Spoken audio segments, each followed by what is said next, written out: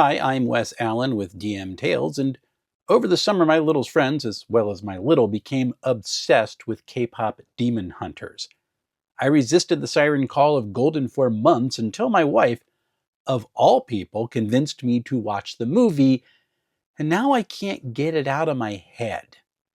So, what's any of this got to do with tabletop role-playing games? You're about to find out. Let's roll it.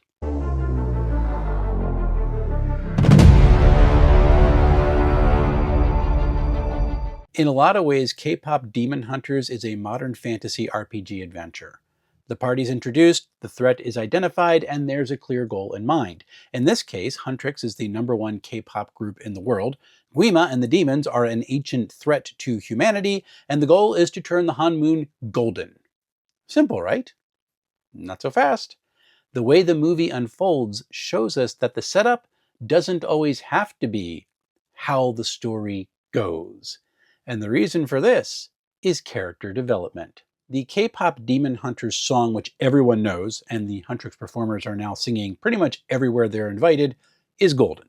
It's a wild piece of music with a nigh impossible range, and DJ Audrey and Ray do a phenomenal job performing it, especially live.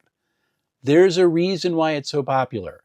It's awesome. What folks tend to miss in the celebration of going up, up, up, however, is the song is aspirational.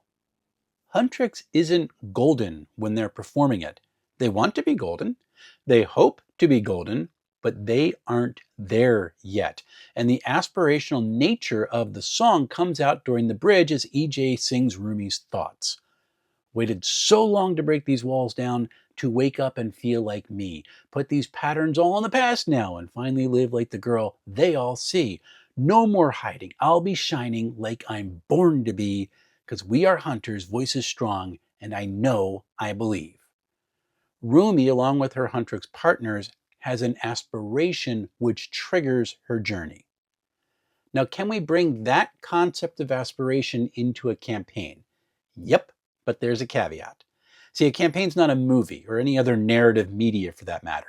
Movies and books, for example, tend to have only one point of view character because there's a pre-existing story that's already been told before we encounter the narrative. Kpop Demon Hunters, it's about Rumi's journey. A role-playing game where the stories are actually being written at the table, that's a whole different medium.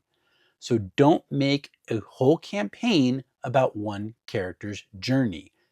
It could be helpful to think of a campaign as an anthology with recurring characters, or a character-driven TV show which takes time to explore each member of the ensemble. Swap the focus between characters in different adventures so every character gets an arc. And this can sound intimidating, switching that main character focus between adventures, but it doesn't have to require all that much extra work from a GM. It can be as simple as an adventure leaning on one particular character's skills, which then puts the other characters into support role in order to get through the adventure. Kind of easy. So we say. Rumi's aspiration, however, that's not where she ended up. A secret hindrance, her half-demon heritage, created friction in the story which forced the characters to react. That hindrance and the reactions it provoked, that was the twist which created the film's drama. See, Rumi wanted to turn the Hanmoon golden because she believed it would wipe her demon heritage from existence. But when Janu became aware of her secret, it unlocked an empathy for him, for her enemy. This, in turn, began to sow doubt in her mind about her intended goal. Now, in the film, Rumi continued with her plan because she expanded her aspiration to include Janu in her bid to be free, which she believed she could achieve while keeping her secret. But her inner conflict created an increasing friction in the group, and this led to the twist where things blew up in disaster. Twists are important in our stories, and finding twists for a campaign can lean on an interesting aspect of human psychology. We tend to not know what we actually want. Look, we've got things we think we want, and we have goals we believe we're striving toward, but quite often as we're in the process of reaching those goals or acquiring desired possessions, we find out we need something different. This is true for role-playing game characters as well. Players can create a character and set up what they believe their goals will be. And for a time that is when they start playing the character, until the world pushes back. As a campaign progresses, a player may discover their original intent for the character isn't as fun as they'd hoped, so they think up a reason to change up the way the character works. Or maybe they latch onto an action an NPC did or experienced, which changes the character's trajectory in response. A character might even discover one of their actions had unintended consequences, which come back to bite them later. These are the twists that make the game fun. The way characters respond when the world pushes back against their actions will cause themes like redemption or justice or revenge to become woven into the campaign. This in turn connects the characters to those themes, which emerged only because they interacted with the world in the first place. It's a wonderful circle which can become the engine that drives a campaign forward. And that leads us to the third step in a satisfying character arc: resolution. In Kpop Demon Hunters, that resolution takes place in the song What It Sounds Like. See, whereas Golden is aspirational, What It Sounds Like is the acceptance required to reach resolution. In the movie, Rumi accepted her journey's twist. She recognized how her secret shattered trust and broke friendships. She accepted that she couldn't fix herself and therefore she could not fix the world. She stood in front of the crowd with her secret revealed for everyone to see, no longer hiding. And she accepted that her original goal, even the one that she had expanded to include Janu, wasn't good enough. The twist had changed her.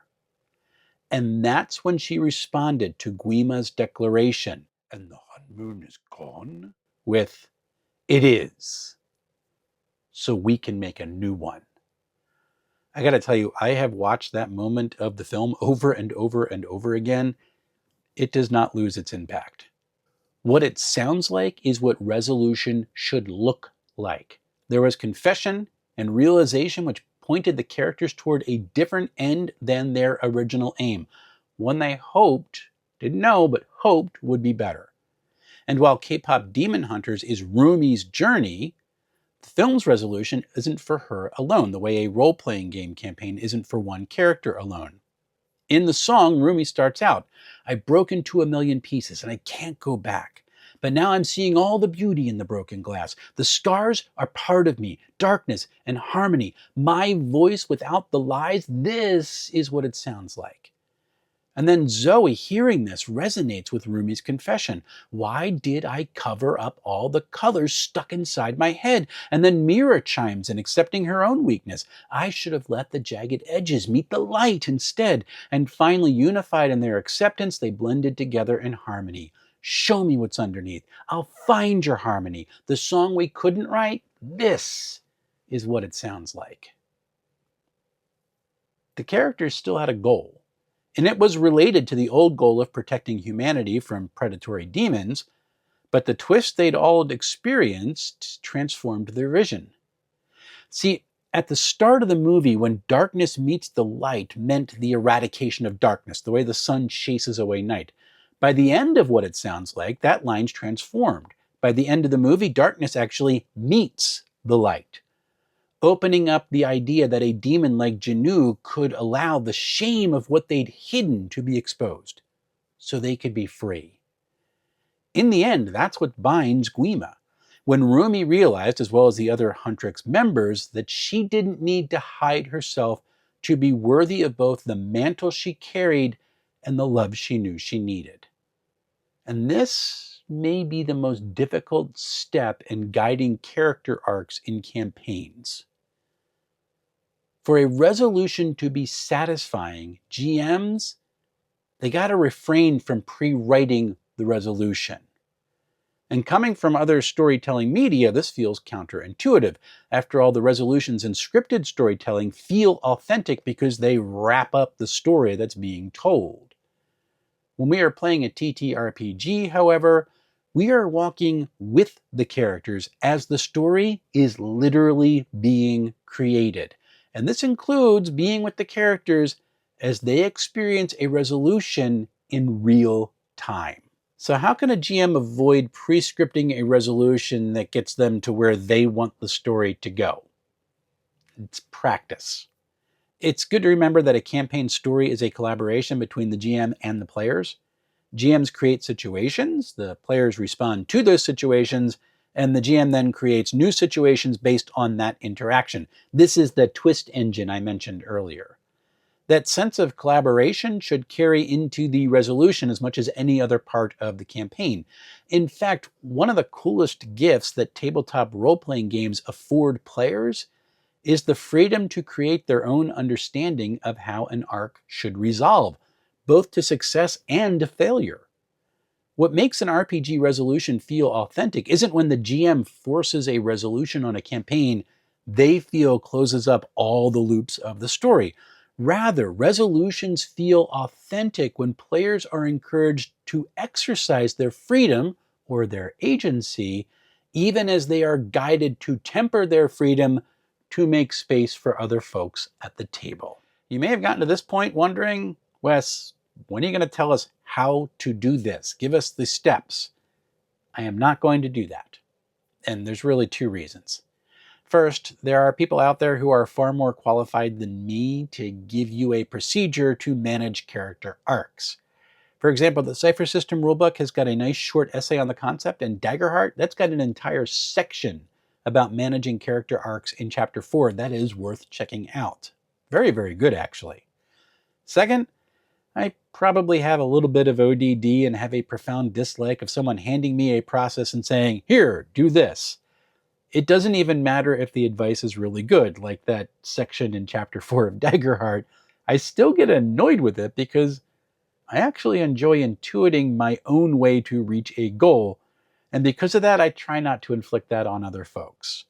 My goal in this has been to provoke folks to thought and to offer a bit of vocabulary so people can feel more empowered to free their campaigns to have meaning for the characters beyond that gameplay loop: explore places, kill things, get loot, and advance. And in modern adventures, so he can kill the big bad. When we allow characters to have their aspirations twisted into new shapes and then demonstrate character growth by resolving those twists, we treat the characters like people. And that makes for a vibrant campaign. Also, you should watch Kpop Demon Hunters if you haven't done it. It's actually really good. I want to give a shout out to my Discord community because I started writing this piece back in December, put it down, picked it up again, and ended up with two completely different articles in one actual write-up. And they pointed that out for me when I shared it and gave me a lot of good suggestions on how to make this a more useful post for people to experience. So thank you to folks on the Discord. And if you ever get on the Discord, this is something I'm probably going to do more of in the future. Speaking of the Discord, we have my TTRPG book club coming back on March 25th. We're going to be handling the last 3 chapters of Daggerheart. As I've already mentioned, I'm in Chapter 4, or just got done it actually. Should be a really fun time. If you would like to take part in our offline discussion, then being on the Discord is how you do it, because that's where the forum is that handles all those conversations. And to do that, you just need to become a coffee contributor. Thank you, folks, for helping us keep this channel going. After that, I have got Coriolis, the Great Dark. I am really digging that. I have dove into it now. It is really, really cool. This is going to be a fun book to talk about. I have got TMNT. I have got Redacted. I have got Riffs for Savage Worlds. I have got, what else I got? The campaign books for Land of Eam and for Dolmenwood and a whole bunch of other things going on. Got a couple adventures that I'm going to be taking out to people, and someone just sent me a copy of The Painted Wasteland to give a kind of page through to introduce something else that is coming up. I'm going to be looking forward to bringing that to the channel as well. There are some interviews that I've got scheduled. I will get those up on the channel pretty soon, but the biggest one of that is going to be with Tiger Wizard and his new game Traverse that I'm going to be doing on literally St. Patrick's Day at 8:30 p.m. Eastern. I am looking forward to bringing all of this to you. This is a great joy of my life. And until we see each other again, folks, happy playing, everyone.